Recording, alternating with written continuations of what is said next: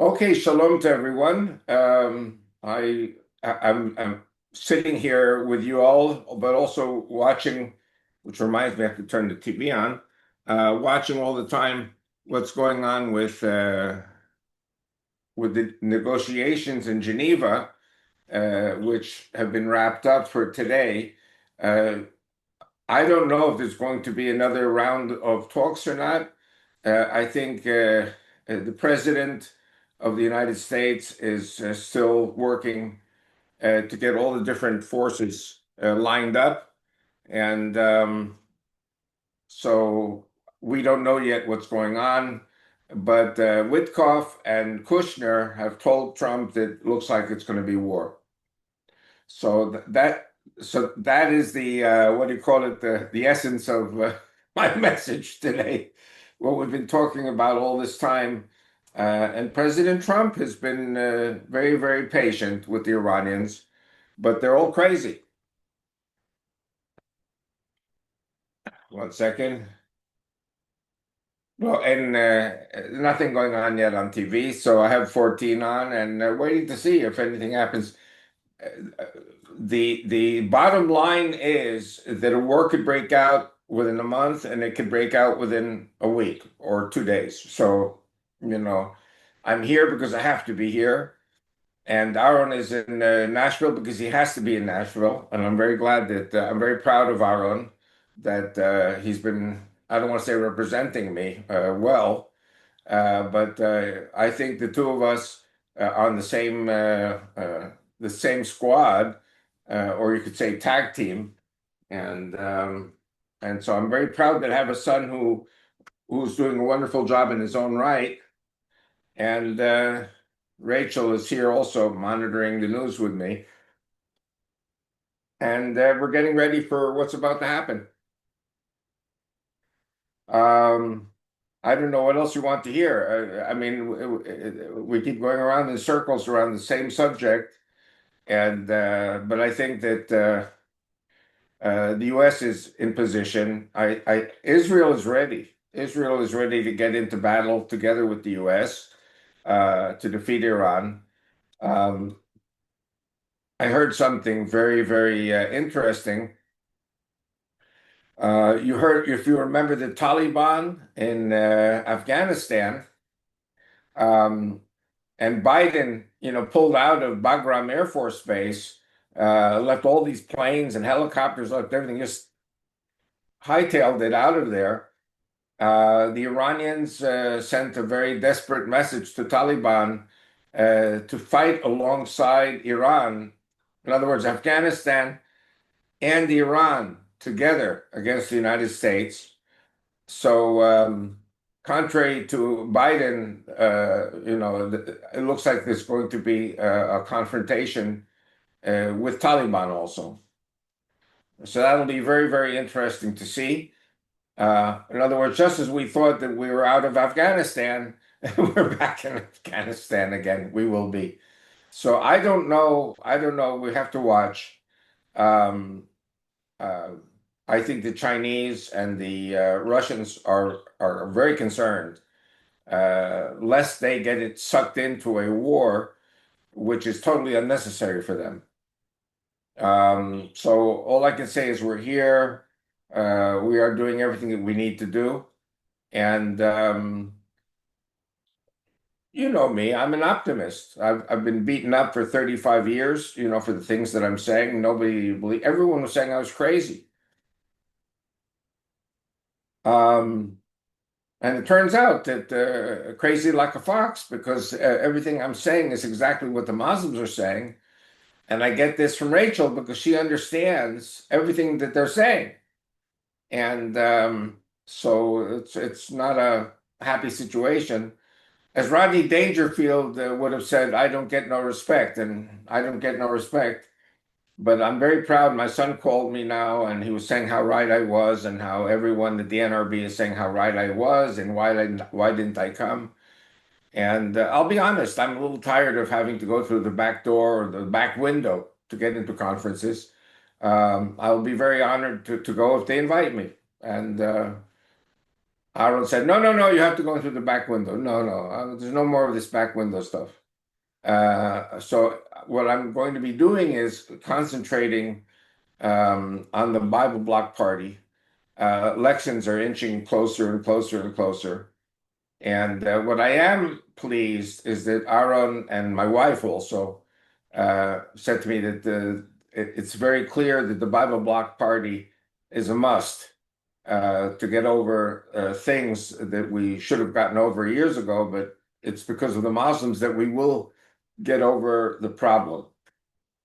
Um, Unless there's somebody with a very urgent question, I'm going to go on to a different subject, if that's okay with you guys. Um, is that okay with you, Lori? It's all yours, Avi. This is your show. Okay. Um, I think I've referred to this quite a bit in the last few weeks, but I watch 14. Channel 14 is a very excellent station. Um, it is religious, it is orthodox, it is nationalistic, which is fine with me. But for example, today is the new month of Adar, the Hebrew month of Adar. By the way, it's also the same month for the Muslims. They start their Ramadan, the month of Ramadan today. That's just a side note. But every Rosh Chodesh, every first of the Hebrew month, there is a special service of prayer. And I don't know if you know this or not, but the Western Wall is divided into two. There's a section for men, there's a section for women. And there is a third section, which is closed off. And the Supreme Court, this is one of the few decisions that I agree with of the Supreme Court. They said that there should be a mixed seating prayer area for men and women. So the ultra-Orthodox are fuming because they insist on separation of the sexes. Now, I was born, as you all know, in the United States. I was raised in a conservative synagogue where men and women sat together. And I had a saying, which Avi Lipkin had a saying, that any man who goes to a synagogue and looks at a woman and gets distracted that he cannot pray properly should go to a psychiatrist. So, of course, who's going to listen to Avi Lipkin? We do not have in Israel a conservative or reform movement that has any respect in this country. And I mean, I'll be honest, I don't like the reform because they have become progressive. And But the ultra-Orthodox who have Netanyahu over a barrel politically, he cannot do anything without the ultra-Orthodox. Uh, he does not want to see any Christians or any Messianics. And again, remember, I'm not a Christian and I'm not a Messianic, but there should be Christian and Messianic members of Knesset. But Netanyahu cannot have that in the Likud because he will lose his base. Because again, remember, what's the base? The base is not white Anglo-Saxon Protestant Jews from America. The base is Jews from Islamic countries, which has no toleration of any other idea, and the communists of the former Soviet Union who have no toleration for any ideas which is not there. So you have here an ideological civil war in Israel between the ultra-Orthodox religious who have no Western values, and I mean Judeo-Christian Western civilization values, and you have the Soviet socialists who are also against Western civilization values. So now we have a problem that I've spoken about many times in these Zooms that I believe sooner or later, and we have to pray for Trump because if anything happens to Trump, it's going to be sooner rather than later. There's going to be a civil war in America, and you have the crazy Muslims, 30 million. You have the crazy, not all, I mean, a very small percentage of the militia people who are good Christians Some of them are Nazis. Then you've got the Black Lives Matter. They want to kill the Jews also. And then you have Antifa. They want to kill the Jews also. And one bullet through the head of President Trump, God forbid. And, he had one bullet very close to his head, hitting his ear. Uh, the Jews are going to be slaughtered in the United States. So what do the rabbis here in Israel say? We don't want Reform Jews. We don't want conservative Jews. We don't want unaffiliated Jews. We don't want Messianic Jews. Let them die in America. Let them stay there. Let them die. Out of 6, 7, 8 million Jews in the West, maybe 500,000 Orthodox Jews will be allowed into Israel. That's what the rabbis want. How horrible are these rabbis? How horrible are these people who say that out of 10 to 12 million potential immigrants to Israel, that only 500,000 should come in, all the rest should be slaughtered? These are Jews who are saying this? And yes, it's Jews who are saying this. And Bible Block Party, my party, our party, is in a predicament because I can't get on to 14 because they don't like my views. I can't get on to 11, 12, 13, which is socialist, Soviet socialist, because they don't like my views. So, I finally got disgusted. And I said to myself, why should I go to the NRB, which is today and tomorrow? Why should I go to the NRB when the NRB doesn't care about Israel, doesn't talk about Israel? NRB is for Christians in America. That's fine. Be well, be blessed. So I decided to be here with my wife, with my pistol ready, because at this stage, I think that's more important than anything. And Aaron just calls me and says, everybody at the NRB is asking, where am I? Why didn't I come?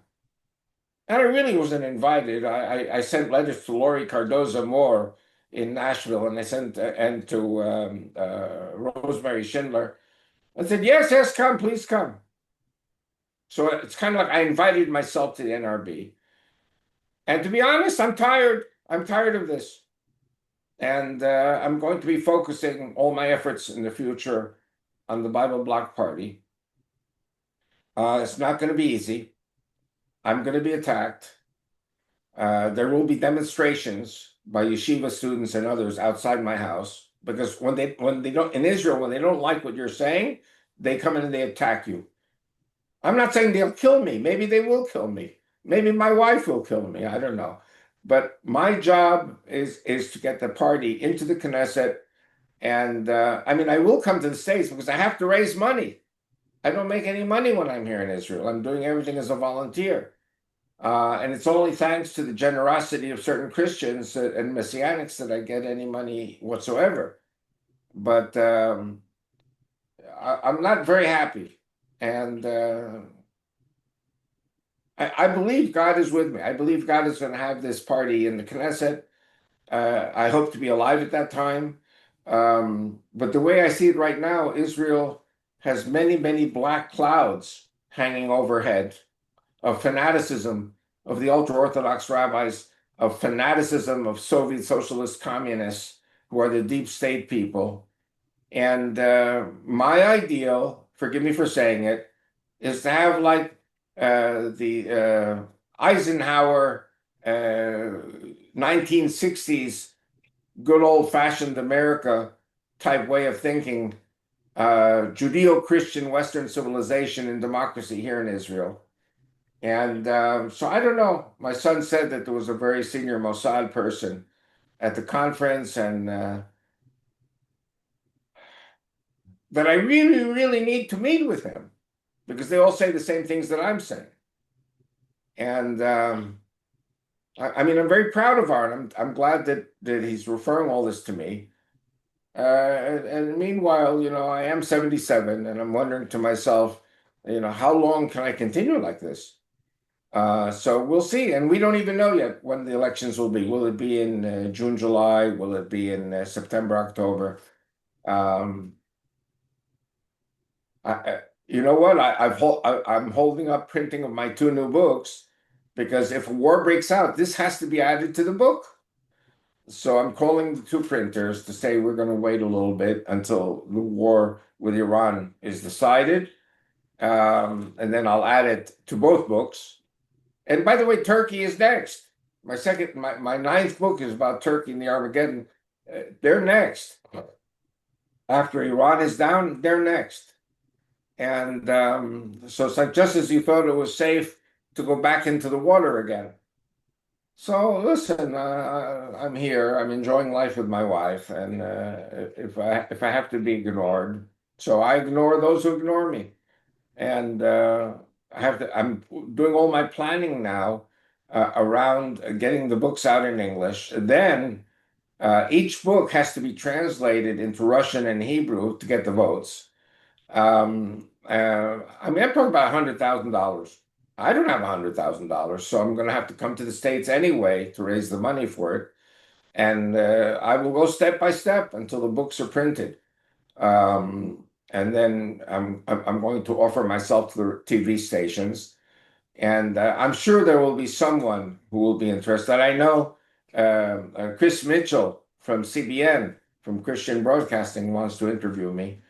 From there, I think I will probably get invited to I-24 News, which is it's not right wing and it's not left wing. I think they could be a good candidate. And then from there, it'll go viral.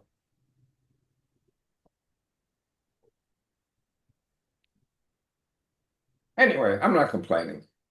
When did Avi Lipkin ever complain? So that's where we are right now. I do believe that 10 million immigrants will come to Israel when America goes south. I don't say if, when America goes south, because we've got so many crazy people in America.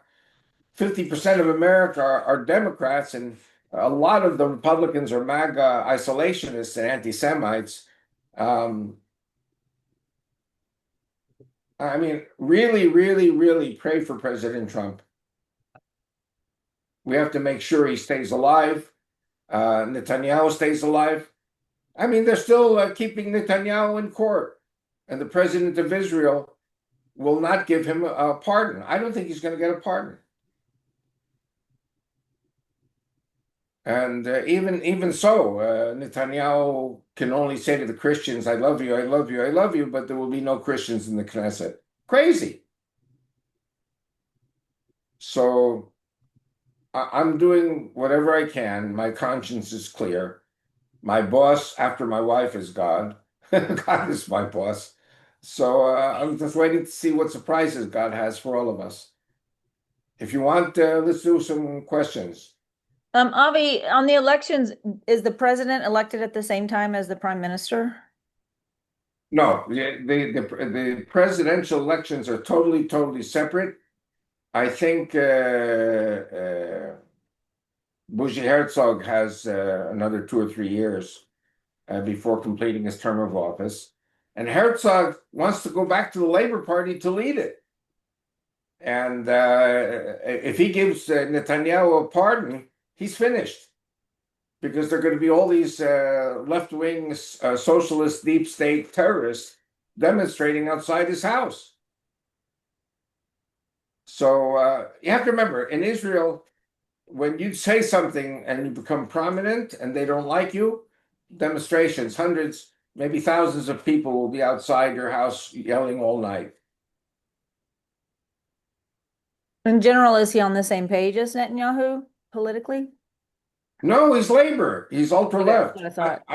I don't know. By the way, Herzog has some dirt on him going back 15 years. I don't know why they they made a deal. Everything is deals. And they've got dirt on everyone. And you know what? Even if they have no dirt on you, they will make it up, stab you, and then they'll pull the knife out and say, "Oh, sorry, I was wrong." Or they won't say they're wrong, but they'll just pull the knife out after the damage has been done. Who We is had a, they? huh? Who is they? Whoever disagrees. I And mean, usually oh. I'm talking about the deep state and the Supreme Court. Hmm. We had a minister, I think it was of science and education, Yuval Ne'eman, and they brought him to court on some trumped up charges. In the end, he was completely exonerated, but he had to quit. He had to resign. You probably heard of the name Ron Dermer. Ron Dermer was one of the negotiators for Netanyahu. You have no idea what hell he went through. His wife, his children, constantly being harassed by these left-wing deep state people. In the end, he was the one who pulled off the hostages being freed. Mm. So I hate to say it, but this Israel's a horrible country in many ways. And when you read about they kill their prophets, they stone their prophets. This is our history. Until now, maybe I can say being ignored was a blessing because nobody even sees me. But when I'm the only one who's saying the things that I'm saying, a Judeo-Christian political party, members of Knesset were Christian or Messianic, and even my son said to me on the phone an hour ago, I mean, he always believed it, but I don't want to mention a certain name because you all know who the person is. But his wife came out and said that the Messianics are worse than the jihadists. And my son was saying to me, Daddy, this is crazy. The Messianics are a bridge between the Jews and the Christians. We have to love the Messianics. I never heard my son say that. So I'm very, very proud of Aaron, very proud of Aaron. And, sometimes I think to myself, how did I make it to 77 years old? Maybe being ignored by the bad guys. But the problem is that there are more now. After what I hear from this conference, there are more people who agree with me than before. And people thought I was crazy. The enemy is crazy. So Rachel listens to the enemy. She says, this is what the enemy is saying. They're crazy. So I come to the Christians and the Jews, and Jews and Christians are Judeo-Christian Western civilization people, and they don't believe this insanity of the Muslims. There's a very well-known saying in America, it takes a thief to know a thief. So I became a thief because I'm married to a thief, because she came from Egypt. So she understands these people. They're crazy. And they want to destroy America. This is not just about Israel. So I believe that Rachel and I and my son and more people now are beginning to understand that. But Bougie Herzog is a lefty. He's a deep state, one world government person that they concluded a deal with him. And they made him the president. I think he's finished when he leaves the presidency.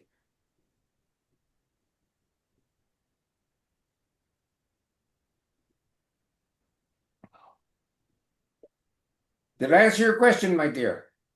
Yes, I just didn't know how it worked with president and prime Well, minister. president is a ceremonial position, but he has one power, which is very important, which is the power to give pardons. And he could have given Netanyahu a pardon just by snapping his finger, but the deep state socialists would be outside this presidential mansion yelling their heads off 24 hours a day.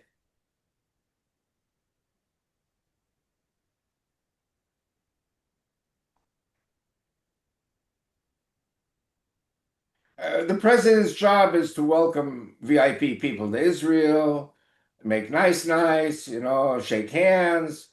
Um, he's good at that. He's polished. He was head of the Labor Party, and then he got kicked out by his own people. Now that he wants to go back, he won't succeed.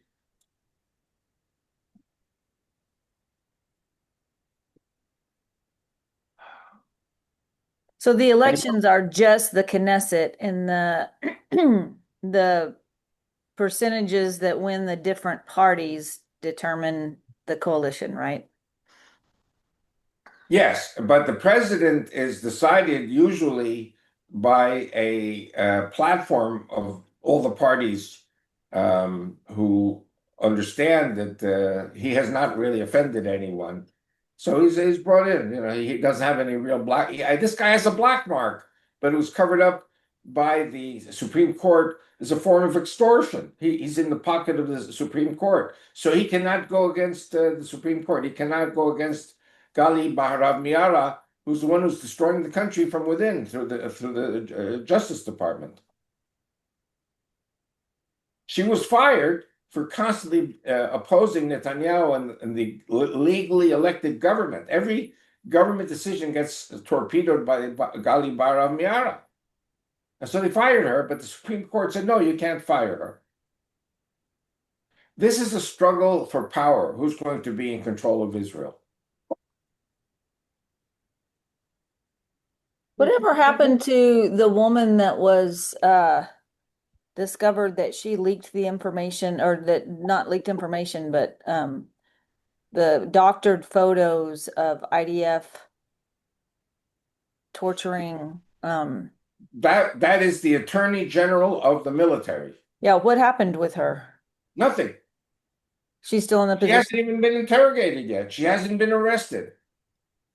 And this is one of the most fantastic, I say it in a negative sense, one of the most fantastic cover-ups. Because this woman is guilty of treason. 100 million views on that falsified, doctored video. And she's still in her And, yeah. position? Huh? She's still in her position? She's still getting a salary, but she's on leave. Oh, So they brought somebody else in. But the problem is that the whole Justice Department in Israel, including the Israeli military Justice Department, they're all together. They're all deep state.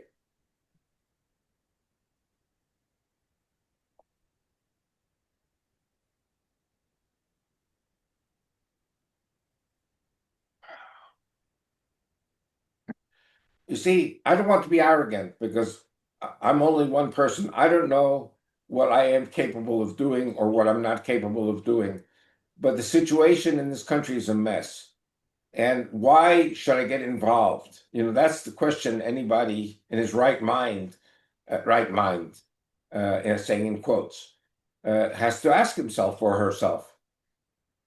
And I already envision thousands of people outside my house trying to storm my house. And if you touch anyone, you go to jail. So I'll have to get ready to go to jail. I don't even know. There's no dirt on me. I pay my taxes. I haven't killed anyone. Haven't lied to anyone. So they'll make something up. I'm telling you already what I'm expecting. When the Bible Block Party becomes prominent, as long as nobody's listening to me and I'm not speaking out, they leave me alone. It's okay. Whatever God wants. Maximum, I go to jail, I write another book.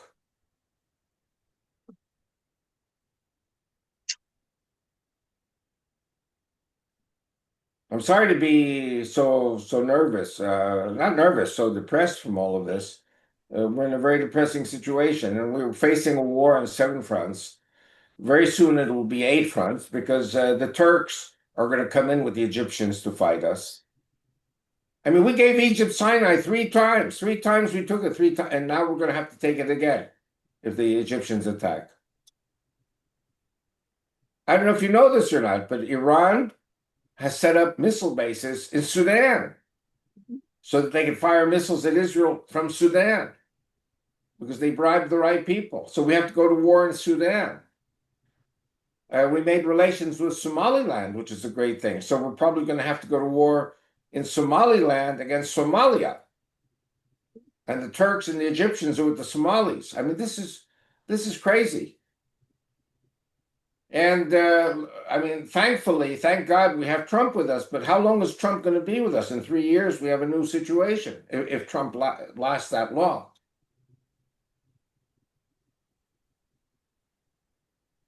I hope I'm not driving you all crazy with what I'm saying.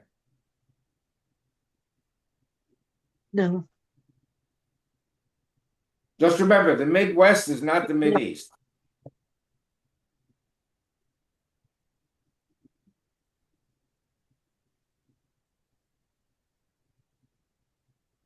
I'm always turning to the side to see if there's something happening in the news. Nothing happening in the news. Trump is not going to move against Iran until everything is in position. Avi, a few minutes ago, you said after Iran, then Turkey is next. Where is Turkey in this whole mix of, what do you think they're saying in Iran's ear? And how do Turkey and Russia, what are they, what are those meetings with Iran like right now with Turkey and Russia? Well, firstly, you have to differentiate between Turkey and Russia. As a Sovietologist, I can tell you that the Russians have never given up their dream of retaking Istanbul, which used to be Constantinople. And if you remember, 1,000 years ago, there were crusades. The only problem with Russia is that Putin is so stupid for attacking the Ukrainians. He could have gotten a lot more by having sweet relations with the Ukrainians. Instead, he decided to go to war. Completely crazy. The Russians have lost over 1 million soldiers, and the Ukrainians have lost hundreds of thousands. But getting back to Turkey, Turkey used to be an empire. The Turkish Empire went from the Atlantic to China, all the way to Western China. There's a province which has the Uyghurs. The Uyghurs are Chinese Muslims, and they're not Chinese, they're Turkic. And they're one of the Turkic nations. And Xinjiang province. You go to Turkey and you go to any public building, government building, or any school, and you see a map from Morocco all the way to China, that this is part of the Turkish Empire, and they want to go back to that. And they said, we don't care about Gaza, we care about Jerusalem. The Turks want Jerusalem, and they're Sunnis. And you know what? The Turks are very happy that Iran is collapsing because Iran is Shiite. They still got this stuff between them. So, we're watching very carefully with Turkey. Turkey is Sunni, Egypt is Sunni. The two of them are preparing for war with Israel. After we took Sinai 3 times, and now we're going to take it a 4th time. This time we take it, we never give it back. It'll be from the Nile to the Euphrates, and from Lebanon to Yemen. And we're going to need 10 million immigrants. We're going to need more than 10 million immigrants. And the rabbis can't stop it. The rabbis are going to get a godly enema, like in a hospital. You can't say no to an enema.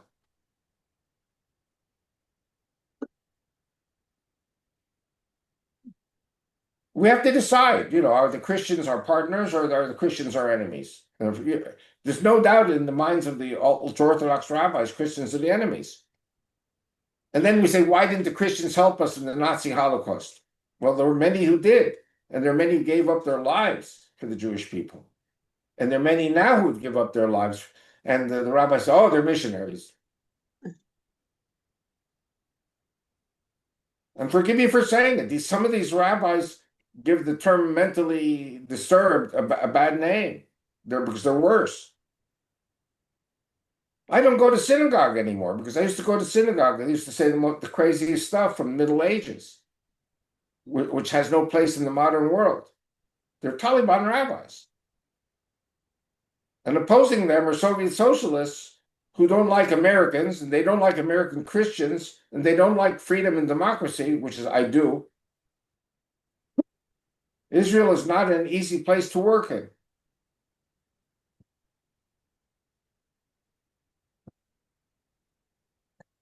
I hope I'm not making your day, Laurie, yeah? Which is the world we live in. Yeah. The Pharisees are alive and well.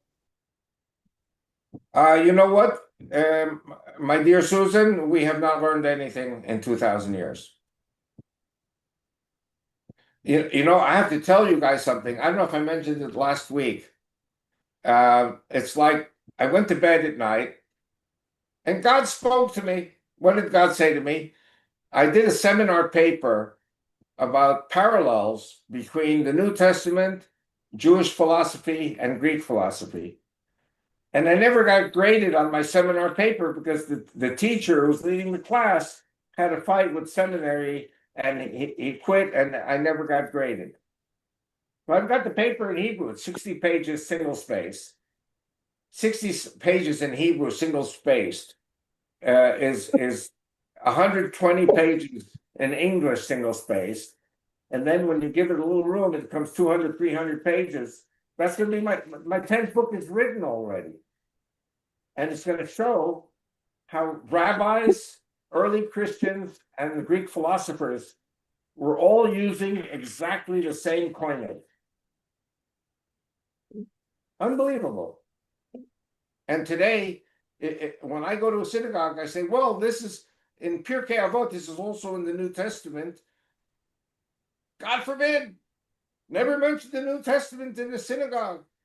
Never mention Jesus Christ in a synagogue. I mean, that's the kind of response I get. Stupid people who are called rabbis. You know, I'm sure those of you who know the New Testament know, the harvest is great and the laborers are few. You all know that. It's in Pirkei Avot, and it's also in Greek philosophy. So that's in my book. I give you dozens and dozens of quotes that the rabbis, I don't know if the rabbis gave it to the Greeks and the Greeks gave it to the Christians. And that's going to be my 10th book. So pray for me. Pray that I'll be able to get that book out also. We have so much in common, Jews and Christians and Greeks. We have so much in common, and nobody wants to hear about it. I'm not saying nobody wants to hear about it. Nobody wants to hear about it here in the Knesset or in Israel, because the rabbis are so in love with the regurgitation of rabbis 1,000 years ago. Sorry to be blunt.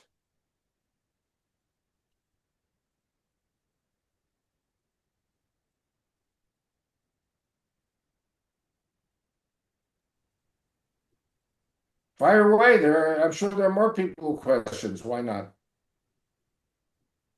Just remember, Susan, I want a Aegean pizza. You got it. I don't know. Egypt is an interesting, I mean, you often mention Egypt being just on the cusp of attacking. I mean, with the current administration in the United States, it seems like that would be a very foolish move for Egypt. Listen, I'm talking now not about the Democrats. I'm talking about the Republicans. You have in the Republican Party a group called MAGA. And some of the MAGA are isolationists. They do not want America to be the world leader. Because if you're the world leader, you have to be boots on the ground. And so there are many people who would say to President Trump, don't you dare touch Egypt, don't you dare touch Turkey, don't you dare touch anybody, because everything Trump would touch would require boots on the ground. That's why I'm saying pray for President Trump. Let's just get this Iran thing finished and be ready for what comes next.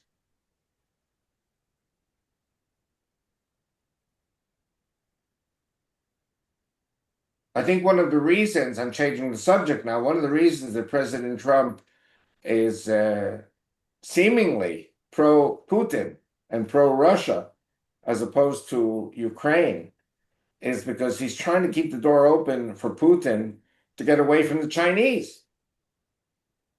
And one of the things I'm very fearful of is the Chinese invasion of Siberia, which is just across their northern border. These are areas that were Chinese, and the Russians took it.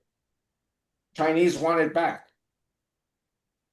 So if we're looking at a global picture, will Russia survive the war with Ukraine? And so I think President Trump has to juggle that also in his considerations. Avi, this is Elizabeth. How are you? Hi, Elizabeth. I've heard how you are. Forget that question. You're always so quiet. I'm glad to hear you Well, popping up. I'm usually listening. I Uh, know, I know. yeah, really. Uh, what are your views? I understood from something that I listened to that Russia's trying to get all of its citizens out of Cuba.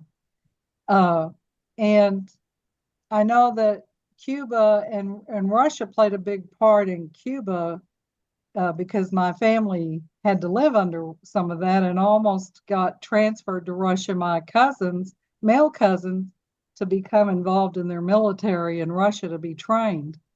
And I was just wondering what you hear about what Russia's doing now with Cuba, aside from getting their people out of Cuba, the Russians out of Cuba, civilians. What do you think is going to happen with that? Firstly, Elizabeth, I have to tell you something. You remember 6 months ago when I was in Midland, Odessa, and I went to Iglesia del Camino, Pastor Porras, and he's Tex-Mex, he's Mexican. He's Jewish. Uh-huh. Porras is a Hebrew name. And I spoke 9:30 a.m. in the English service, or like 50 people. And then I spoke to like 500 people in the 11:30 a.m. meeting. They're all Cuban. I don't know if you know, that's a church which is Cuban. No, I didn't know that. And they have like, it's not an orchestra. They have like a quartet or 5 or 6 musicians. The prayer service is like you're going to a rock concert. And I said to Pastor Porras, I said, I'm coming to your church next time just to listen to the music. And Yes. and I spoke in Spanish to the Cuban group. Wonderful, wonderful, fantastic Christians. And praise God that they were able to get out of Cuba, make it to the States, make it to Odessa, Midland, and join this church. And the Yeah. pastor got up and said, Avi Lipkin is not a Christian, but we have to listen to him because he has important news for the Christians. Whoa, whoa. Elbows up, elbows up. Huh? What did you do? Oh, Elbows. okay. So anyway, so regarding the Russians and their communism destroyed every country they took over. Oh, yeah. It was only once the Russians were out that life could somehow get back to normal again. And by the way, this is something that Kennedy had to deal with. He was a Democrat, and the Bay of Pigs counter invasion was it was a mistake. I mean, it wasn't done right. And then you have Jimmy Carter, and then you have Obama and Clinton and Biden, and I mean, the United States tries to be nice to Cuba, and Cuba is doing what the Russians told them to do. And so I think what happened now with Venezuela and Maduro are a sign of the future, and hopefully Cuba will be liberated because of economic sanctions. And you know what? It's a burden on the Russian economy also to Well, you support. how Trump has squeezed them economically with the gas and oil and electricity and things like that. The people there are truly suffering because of all of the activity that's gone on. No, I know, I know. Listen, in 1962, I'm an old man. I went to study Phillips Academy, Andover, Massachusetts. I was 12 years old, a horrible student, and my parents sent me to Phillips Academy to get kicked in the butt. After that, I was getting A's and B's. I was doing very well in school. And I had a very good friend, Pedro Nogueira. To this day, I remember his name, Cuban refugee. And my mom always played Cuban music in the house. I grew up with that. And miserable, miserable people because of this communism. Communism is a horrible system. And maybe in a different way, we have the same problem in Israel with our Supreme Court and with the civil service. It's all controlled by deep state communists. So I would say thanks to Netanyahu primarily, we developed an open economy. The Likud came to power under Menachem Begin, and we began to have an open economy, and Israel's taking off, taking off, taking off. I have no doubt that Cuba could literally be a gold mine if it has the right leadership. But you got to get rid of communism. Yes, I feel bad for the Cuban people too. yes, And their loss is the gain of the United States that these Cubans come to Texas and to other places. right. You know what? Next time I'm in Midland, Odessa, you come with me to that church to hear the prayers of these Cuban people. You will go nuts. Okay, I will do it. They're wonderful. Yes, I See, will I'm do a it. Jew from Israel. I have to teach you about the churches in Texas. I know, it's but that's okay. Yeah.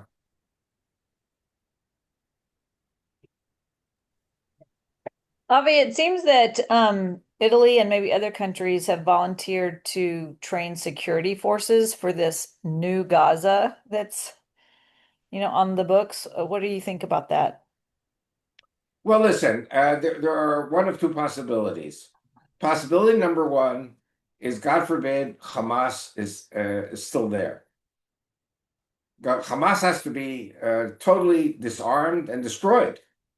The problem, I have to tell you something. I did an interview in Spanish with Univision. Univision is the Hispanic station in the United States. And the lady there was very mean to me. And she said, "Oh, you Israelis, you want to commit genocide and kill all the people in Gaza." And I said, "No. All we want is to kill 50,000 jihadists and free the people of Gaza so that they can live a normal life."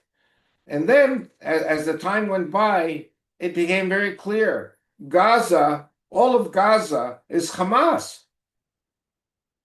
Yes, the 2 million have to be either killed or deported because they're all Hamas. You're dealing with Islam. You're dealing with a system. Do you think there's any difference with Egypt? There's any difference with Turkey? There's any difference with any of these Islamic countries? It's in their mother's milk to hate Jews and Christians. Kill the Jew on Saturday, kill the Christian on Sunday. This is what the essence of my teaching is.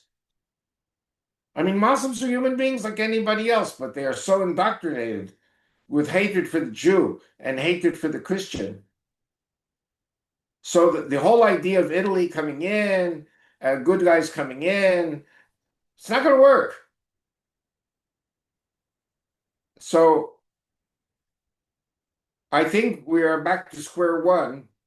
And I think that, as President Trump said very clearly, firstly, 50%, 1 million Gazans, they want to leave. They just want to leave. But the Islamic countries are saying, no, that would be a victory for Israel. No, it would be a victory for these people to leave, to be somewhere else. Indonesia wants to send 8,000 soldiers also. And I think I mentioned this in a previous Zoom. Indonesia is very afraid that the Chinese are going to wallop them. And so if Indonesia wants America to back Indonesia, then Indonesia has to back the immigration of 500,000 Gaza people to Indonesia, or all of them. And you know what? The Gaza people are fighters. They can join the Indonesian Islamic Army and fight the Chinese. Of course, these are things which are not being talked about in the news because they are behind the scenes. And I think President Trump said, "Oh, America is going to take over Gaza." No, Gaza is Israel. Israel cannot allow Gaza to fall into the hands of entrepreneurs that are not Israeli. So we will rebuild Gaza, but first we have to empty out the population that is totally sworn to the killing of Jews on Saturday and the Christians on Sunday. See, the problem is because Americans are so kind and loving and so Christian, They cannot understand the devil incarnate, which is Gaza. Don't forget, October 7th, we lost 2,000 people. This is worse than 9/11, considering the size of Israel. So, we are, and by the way, Egypt said to Israel, if you destroy Hamas, this means war with Israel, Egypt and Israel. And as painful as what I'm going to say is, we're going to have to take Sinai again, a fourth time. It's never going to end until Islam is totally vanquished. See, now crazy Avi is speaking. People say, oh, Avi is saying Egypt. Remember my words. 35 years I was totally ignored. And now they're saying, oh, he was right all along. And now on Israeli TV, they're also saying Avi's right all along.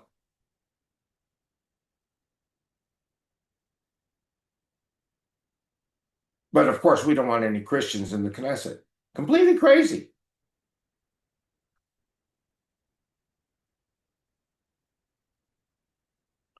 We Jewish people suffer from an inferiority complex. And so anyone who comes with another ideology, especially Christians, and don't be angry that I say this, Christians or Jews, Christianity, if these rabbis are black belt karate experts, then Christians are yellow belt karate experts. It's Judaism, but light. Don't be offended that I say it. I know Christianity. Christianity is fantastic. And it stems out of Judaism. We're the roots, you're the branches. I don't understand.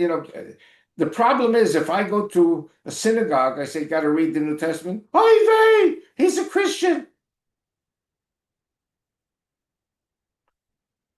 So if Jews were courageous enough, could get over their inferiority complex and learn the New Testament and go to church on Sunday, I'm not talking about going to the anti-Semitic churches like the Catholic or the Anglican or whatever. We would understand that the Christians are the allies and the Muslims are the enemies. It's the reverse of 1,000 years ago when the Muslims were the erstwhile allies, at least to some extent, and the Christians were the enemies. Now it's the reverse.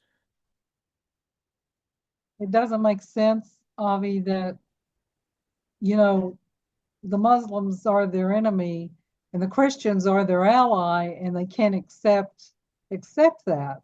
The Jewish people can't accept that. And knowing that we're grafted in and we're part of them. And, we have to stand with Israel.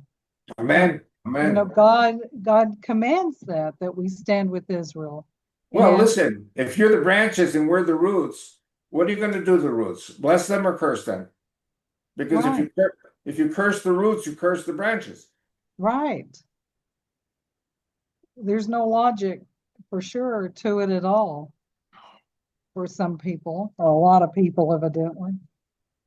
My problem, if and when I get onto the Israeli TV and I start quoting the New Testament, they're going to just shut it off.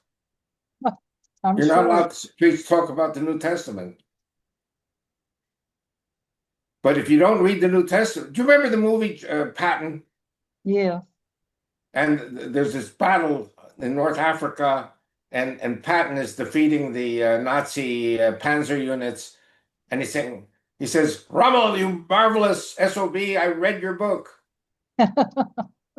You have to read the book of what you think is the enemy, but the New Testament is not an enemy book. But the rabbis Right. think it is. Right. I think maybe one of the bottom lines of my party, the Bible Block Party, is education.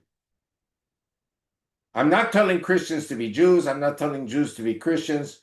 I am saying if there are Christians who want to convert to Judaism, fine, help them. Don't go against them. The rabbis go against them.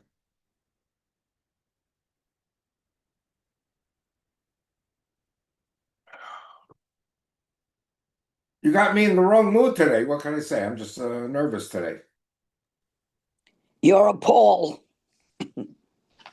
Pizza, pizza. No, Paul. Saul. Paul. I was saying, forget about everything. I just want some real Aegean pizza. There's one place, there are a few places in Jerusalem where they have pizzerias. It's called Big Apple. It's a chain. And sometimes they have really wonderful pizza. And the last few times I'm saying, oh, this is horrible. I have to get back to New York and go to Aegean pizza. We ruined you.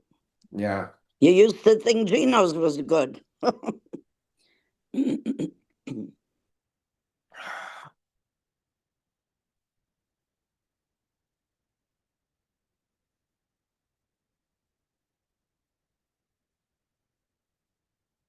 I think we have time for one more question, unless you want to call it a wrap. What do you say, Laurie? It's up to you. Well, I do have another Zoom in a few minutes, but whatever you want. Is there anyone with a burning question? Maybe Hi, next. Avi. Sorry, go ahead, Angela. Sorry. No. Who was that? Do you want to speak? No, go Who's ahead. that? Is Oh. that Angela? Hello there. It's not a burning question, but it's something that puzzles me. I noticed about the attack in, is it B'nai Brak, where the Orthodox, ultra-Orthodox, attacked the two IDF soldiers. And I think they were rescued somewhat by the police. But I think the attack was because they're against being drafted to the IDF or against the draft. But will anything be happening in that community to those that took part in that attack against those two girls?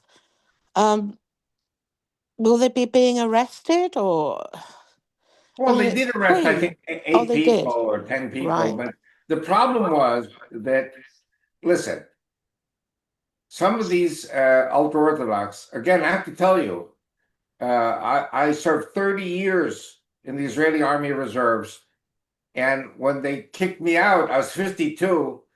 I didn't want to be kicked out. I wanted to stay, but I was constantly traveling to the States, and they needed my position for some young up-and-coming officers.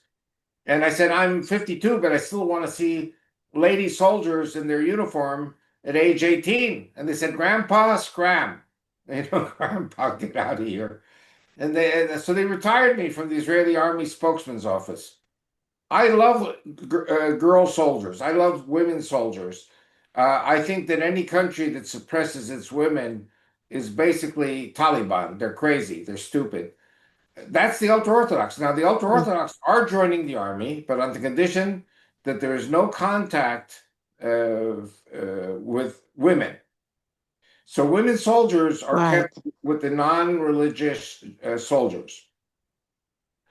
So somebody very stupid in the Israeli leadership, in the Israeli military leadership, sent two girl soldiers into the middle of Bnei Brak to speak to a family about their son in the army.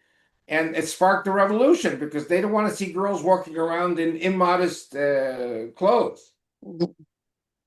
That's what it was all about. It was just a stupid decision by somebody in the army, unless that somebody in the army was looking to start a war between the Jews. Yeah, I didn't understand that aspect. I wasn't sure whether it was They because should they have, were female or because they were IDF and they're against that. not because they were IDF, it was because they were women. Right. Okay. So, They should have sent male soldiers. yeah, yeah. So, the ultra orthodox, who are they voting for? They vote for Orthodox parties. Right. But I will say one thing, and we do have to end this Zoom pretty soon. I have seen, because I have family, my wife's family, some of them are ultra Orthodox. I have seen the poverty. The children grow up in poverty because their fathers are studying Torah and Talmud. They're Mm. not working. They're not making a living. The women have to bear the children, take care of the house, and go to work. Yeah. It's crazy.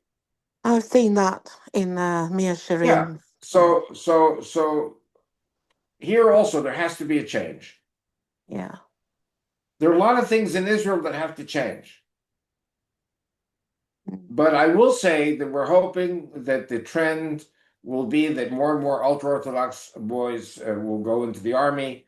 They will be in their separate non-women, units, and it'll. I think, God willing, there has to be a good conclusion. Yeah. Okay. Thank you, Avi. My pleasure, Thank you. and I hope to see you all next week. Yes. Yeah. I'm sure you will.